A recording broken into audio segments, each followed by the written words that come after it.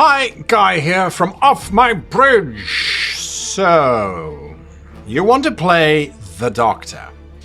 The medical personnel on board a Starship are, well, they're really cool in one way, but in another way, they're kind of the irritating voice that's like, no, you can't go down onto that planet because you'll melt. I'm using my medical authority to override you and put you on enforced sick leave. That's it. You're suspended from duty until you've slept for at least 5 hours. Why does no one listen to the doctor? So the Doctor has got a love-hate relationship with the crew, and mainly it's that the Doctor loves the crew and the crew seem to hate following Doctor's orders. Anyway, playing a Doctor in Star Trek Adventures 2 is rewarding. It's also about knowing when to play your Doctor, because let's face it, Doctors have no place on the bridge during Starship combat. And that's something that we're going to look at in today's episode. But first and foremost, the mandate of the CMO, the Chief Medical Officer, the Doctor of the ship, is to look after the well-being of the crew and to understand what is happening medically. It is also good to bear in mind that when we think about Doctor episodes, Crusher, Bones, the Doctor, even Bashir, all of those Doctors that come to mind are very seldom involving the other characters on their particular thing. They're surgeons, they're doing medical stuff. The other characters, the engineers, the scientists, the tactical officers, they're not really involved. If it's ancillary stuff, that's a bonus.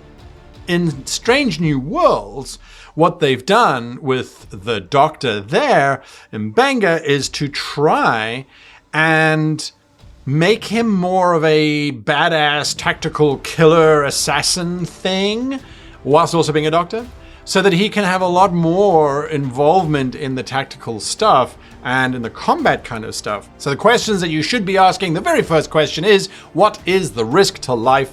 What is the propensity for life to exist in this space? What are the effects of life?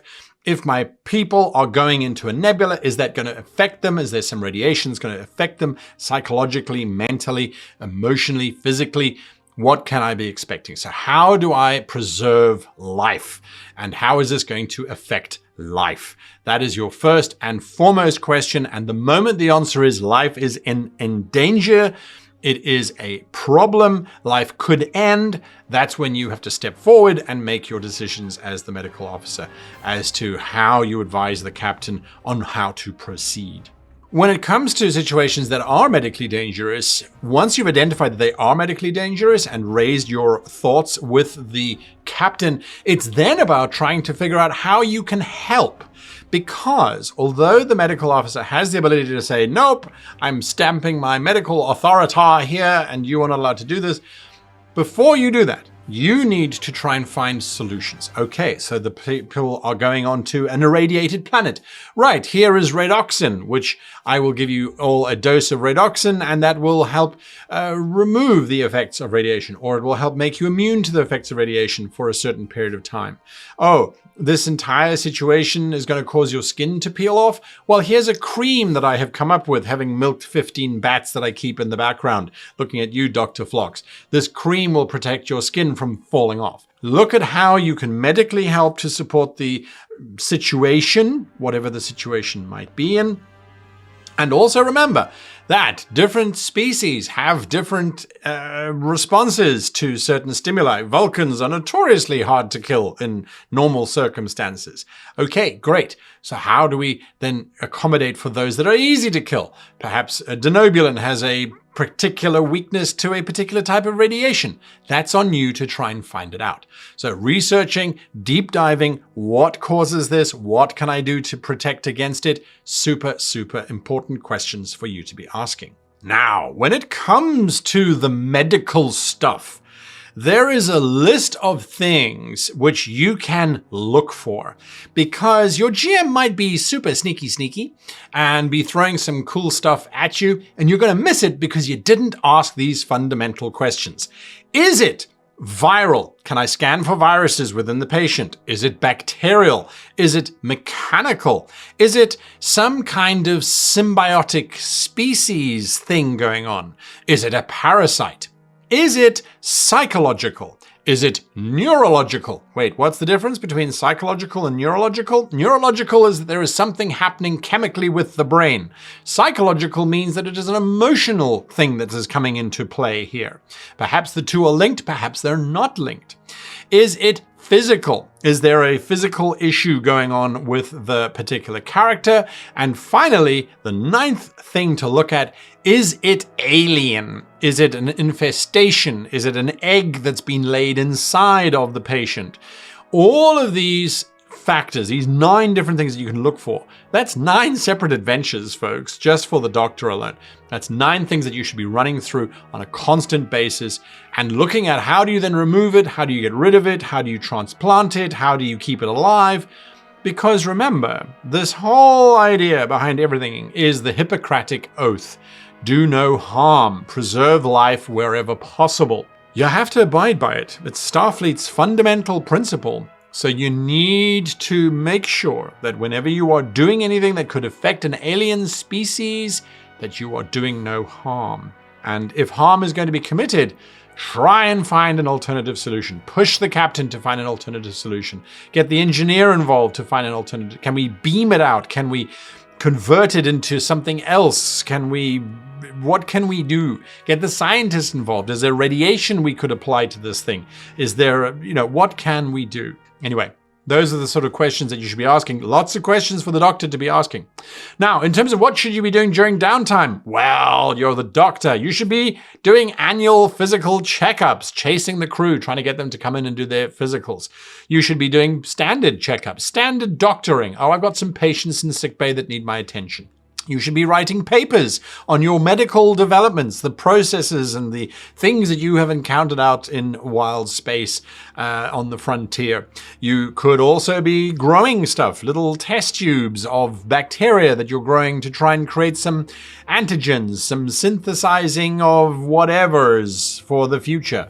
You've got all those kinds of things available to you. And then, of course, just general looking after the health of the crew, running yoga classes in the holodecks on a Tuesday, for example. Or perhaps you want to emotionally support the crew if there's no ship's counselor, in which case then you've got some amateur dramatics going on, or bingo night. It's entirely up to you, Doctor. You've got to make sure that everyone is healthy, not only physically, but spiritually and emotionally. That all falls on you.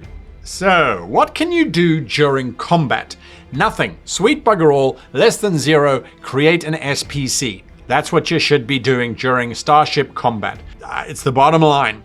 They don't even have any orders for you. However, I would suggest that if your doctor has a good science score, you could take over the sensors station on a bridge and then run the sensors. And for sensors, you've got some wonderful things. Calibrate sensors, scan for weaknesses, create traits, those kinds of things, which are really, really useful to use during combat. But that's only if you've got good science. Otherwise, leave it to the scientists to run that kind of station. Create an SPC, move on. That's one of the beauties of the SPC, is that you won't get left out. You'll still be there. Okay, so what kind of traits can your doctor create? Well, the very first trait that springs to my mind is when the doctor is trying to heal an injury. Now remember, the difficulty of healing an injury is based on the severity of the damage that caused the injury in the first place. And depending on how long it's been since injury was sustained and whether there was any kind of triage that happened, first aid that happened during the conflict, that can just ramp up in terms of difficulty of trying to treat this. So create the trait. Constant monitoring. And what constant monitoring does as a trait is that for this scene, it reduces the difficulty number of your healing, your first surgery check, whatever it is that you are doing, your medicine check basically, to heal the patient. So it reduces that difficulty down, basically reducing the severity of the injury down one category. So that's constant monitoring. Something that is also really useful to add in, and this would be from 2367 onwards, somewhere around there, would be to create the trait Holographic Assistant. This is where you create or recreate a hologram of a famous doctor, and you can consult with them. Now, if you have EMHs on your ship, you've got holo emitters in the medical bay, well, that's absolutely fine. You can have them in the medical bay. Or you can go to the holodeck and run those simulations there. What this does, I would say, is it should increase your critical success range by +1 when dealing with medical checks based upon whatever it is that the holographic assistant was created for. Again, remember to check with your GMs that these traits are applicable and that they can be used. Now, just before your doctor is relegated off and you take over your SPC, I would suggest your doctor create the trait Code White Standby. Code White is a term that was used in Star Trek for the medical bay to anticipate a character arriving technically dead, but very recently. So with some technical, mechanical, magical, medical shenanigans, they can be brought back to life. So Code White Standby means the medical bay is on standby. Anybody who is reduced to death through injury and then another injury and so on is immediately transported to the medical bay, and the medical team are on standby for a Code White, and all that allows the character to do is to perform the medicine checks to get the healing started to bring back a character technically from the dead. Those are my thoughts on playing a doctor. Hit the like button if you liked my thoughts and if you agree with them, and if you want to see more of these. So that is what the like button is for. You can subscribe, of course. That just makes the channel grow, which means that I can do more of this kind of cool stuff and more stuff, as a matter of fact, because it gives us influence, which is useful in some circumstances. Anyway, until next time, a huge thank you to my wonderful patrons who keep the lights on and who get some cool and fun rewards, like all of this documentation at the end of the month, so you can refer back to it and look at it and say, oh yeah, I remember that, I needed that. And until next time, I wish you long life and happy gaming.